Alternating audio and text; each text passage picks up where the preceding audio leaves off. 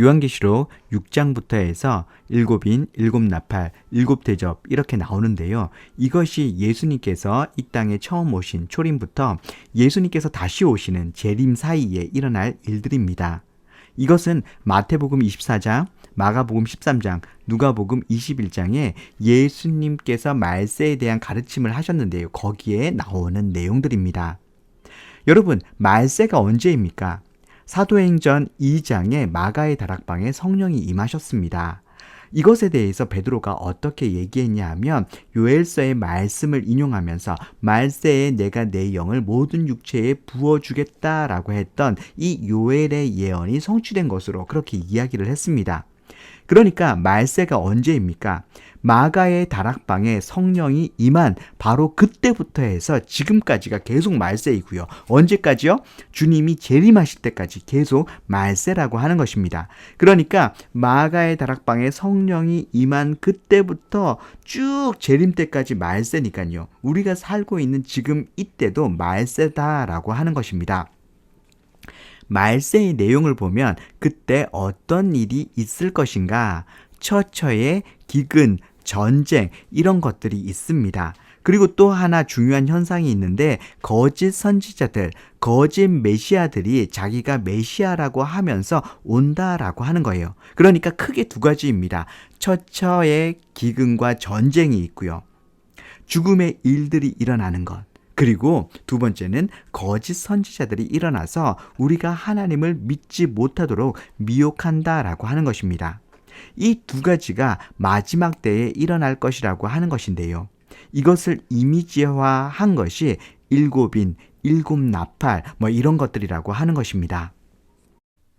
예레미야나 에스겔이나 이런 책들을 보면 하나님께서 이스라엘 백성을 심판하실 때 세 가지 혹은 네 가지로 심판을 하십니다. 기근, 칼, 온역, 그리고 들짐승이죠. 이 표현을 예언서에서 계속 반복적으로 하면서 이런 것들로 우리가 고난 가운데 있게 되는 것은 하나님에 의해서 심판을 받는다라고 하는 구약적인 메시지가 되는 것입니다. 그걸 요한계시록에서 이런 그림으로 표현한 것이죠.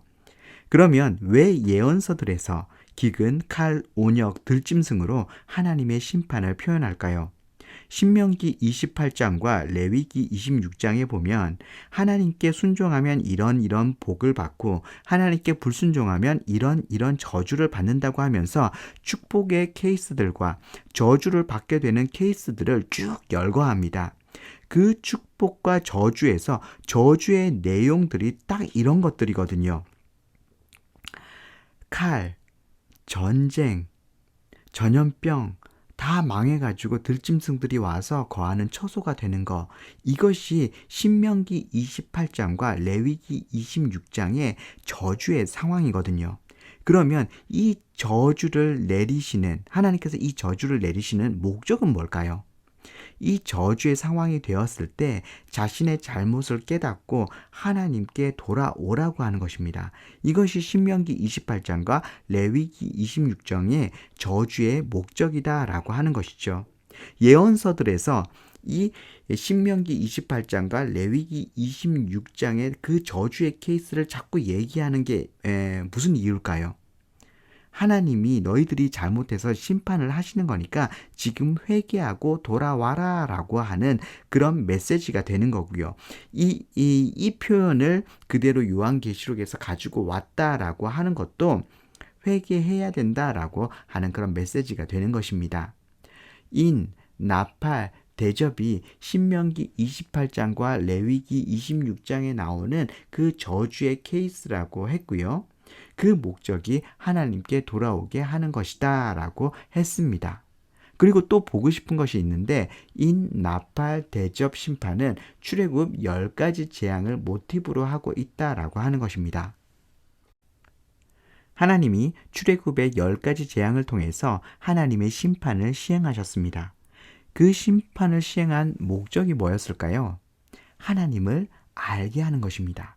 이스라엘 백성에게 그리고 온 열방에게 하나님이 어떤 분이신지 알리는 것, 이것이 바로 출애굽 10가지 재앙의 목적이었다라고 하는 것이죠. 출애굽 10가지 재앙이 시행될 때마다 그 중간중간에 하나님께서 왜 이 심판을 시행하고 계시는지 반복적으로 말씀하시는데 그 내용이 뭐냐면 내가 여호와인 줄 너희가 알리라. 이는 이집트가 내가 여호와인 줄 알게 될 것이다. 이는 열국이 내가 여호와인 줄 알게 될 것이다. 이렇게 계속해서 반복적으로 표현하고 있습니다. 그러니까 출애굽 10가지 재앙은 하나님을 알게 하기 위한 것이다 라고 하는 거죠. 하나님께서 자연을 심판하심으로 하나님이 이 세상의 주인이시고 주권자이시고 통치자이시고 하나님이 이 세상을 만드신 분이시고 이 세상을 이끌어 가신다라고 하는 것을 알리는 방식이 바로 출애굽 10가지 재앙이었다라고 하는 것입니다. 특별히 출애굽기에 나와 있는 10가지 재앙은 이집트의 모든 신들에 대한 심판입니다. 출애굽기 12장 12절 내가 그 밤에 애굽 땅에 두루 다니며 사람이나 짐승을 막론하고 애굽 땅에 있는 모든 처음 난 것을 다치고 애굽의 모든 신을 내가 심판하리라. 나는 여호와라. 민수기 33장 4절 말씀 애굽인은 여호와께서 그들 중에 치신 그 모든 장자를 장사하는 때라. 여호와께서 그들의 신들에게도 벌을 주셨더라. 이집트 신들을 심판했다라고 하는 것입니다. 하나님이 이집트의 신들을 심판하심을 통해서 이집트를 완전히 추토화시켰다라고 하는 것은 하나님이 진짜 제일 센 신이라고 하는 것을 보여주는 것이죠. 왜냐하면 그때 당시 세상에서 제일 잘 나가는 나라가 이집트인데 이집트가 제일 잘 나가고 제일 셌던 이유가 뭐였냐 하면 이집트의 신들이 세상에서 제일 세기 때문이라고 생각했거든요. 그런데 하나님이 세상에서 제일 세다고 여기는 이집트의 신들을 하나씩 다 밟아버리는 것이죠. 이것을 통해서 하나님이 진짜 참신이라고 하는 것을 세상에 알리는 것, 이것이 바로 출애굽 10가지 재앙이었다라고 하는 것이죠. 그리고 이 출애굽 10가지 재앙에서 중요한 부분이 있는데 그게 뭐냐 하면 첫 번째, 두 번째, 세 번째까지는요. 이집트 사람이나 유대인들이 다 같이 그 재앙을 받습니다. 물이 피가 되는 것, 개구리, 이런 것들이요. 그런데 네 번째 재앙부터는요. 고센 땅을 이스라엘 백성들이 있었던 고센 땅을 구분하고 유대인과 이방인 이집트 사람을 구분하기 시작합니다. 이렇게 하나님 백성과 이방인을 구분함을 통해서 어떤 일이 일어나냐 하면 이방인 중에서 이집트인 중에서 눈치 빠른 사람들은 유대인처럼 행동하기 시작합니다. 가축들을 자기 집에 모아들이고 막 조심하고 유대인들이 어떻게 하나 살펴보고 유대인처럼 행동하는 거죠. 왜요? 하나님이 센지 빨리 알아차린 사람들이거든요. 이렇게 해가지고 나중에 10가지 재앙이 다 끝나고 하나님이 제일 센지 알았던 사람들, 하나님이 참신인지 알았던 사람들이 이스라엘 백성들이 출애굽해서 나올 때 이 이방인들도 이집트에 있었던 그 이방인들도 이스라엘 백성과 함께 따라 나오는 것을 보게 됩니다. 그래서 이들도 이스라엘 백성 안으로 들어오게 되고 구원함을 얻게 되는 것이죠. 출애굽기 12장 37절에서 38절 말씀 이스라엘 자손이 람셋을 떠나 숫곳에 이르니 유아 외에 보행하는 장정이 60만 가량이요 수많은 잡족 여기에서 잡족은 예레브 혼합된 민족, 무리 이런 뜻을 가지고 있습니다. 자, 수많은 잡족과 양과 소와 심이 많은 가축이 그들과 함께 하였으며 그러니까 출애굽 때 10가지 재앙을 보내신 이유가 뭐라는 거예요? 중간에 이스라엘 백성과 이방인을 구분한 이유가 뭐라는 거예요?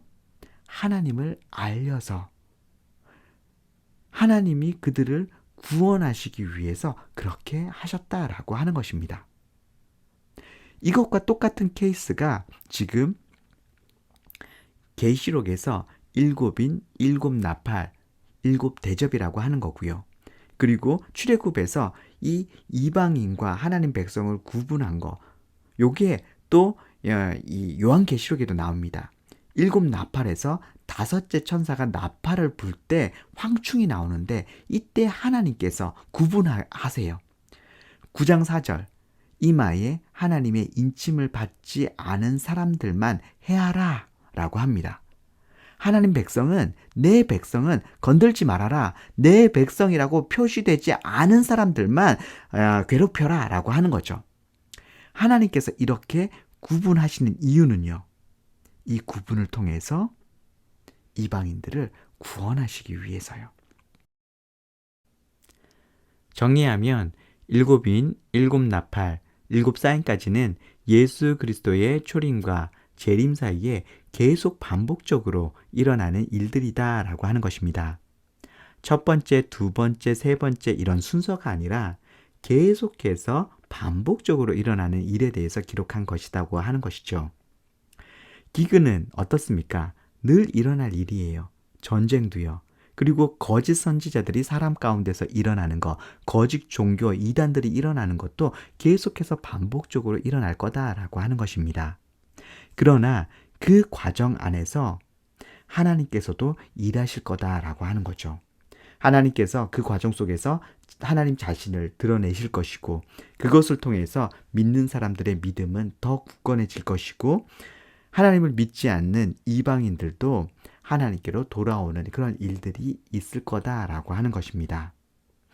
이 일을 하나님께서 계속해서 이 구원의 일들을 하실 거다라고 하는 것이죠.